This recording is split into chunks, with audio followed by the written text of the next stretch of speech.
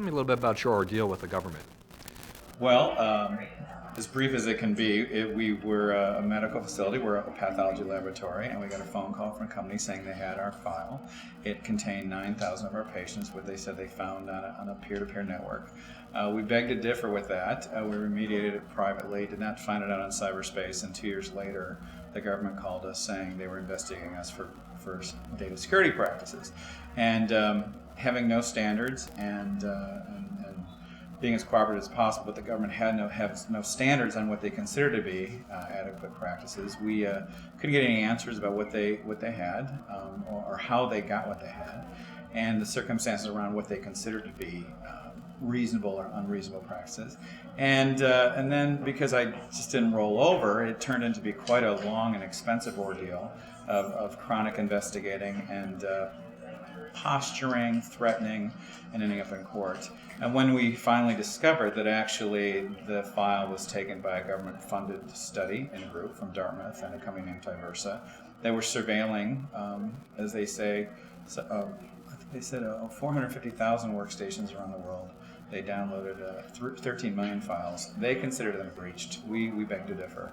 And the entire intertwining of all those organizations is extremely disturbing. How is this legally possible?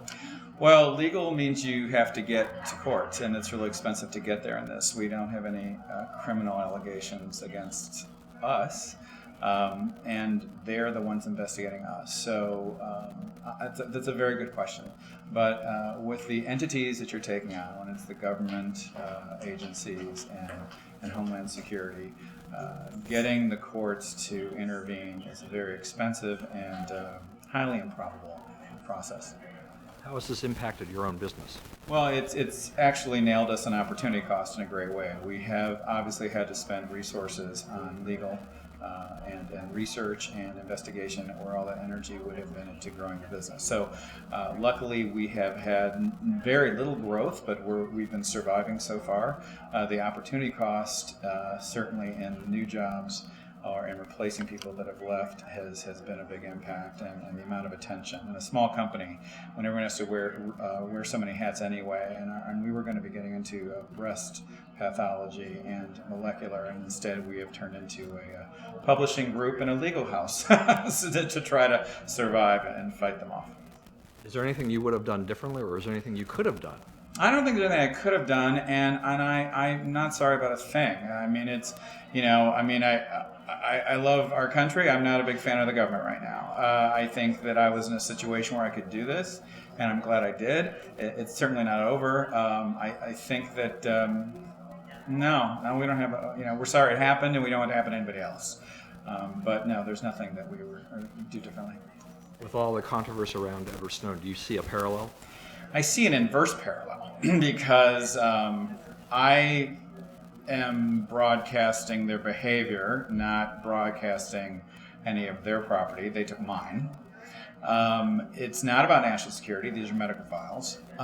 Where I see a parallel with Snowden is the big topic of what right does the government have to surveil and our property and our information, and what sort of oversight do we need for them? Because I certainly am no fan of Snowden or his behavior, and I don't think it's a direct correlation at all. But I do think the government having carte blanche to our communications as citizens is suspect and needs review. Any advice for other small business owners? I think we all have to stick together. I mean, there's safety in numbers. And one of the reasons why I have talked about this is because I need to have safety with other small business owners. And I think that is stand up and communicate with each other and band together, because there are safety in numbers.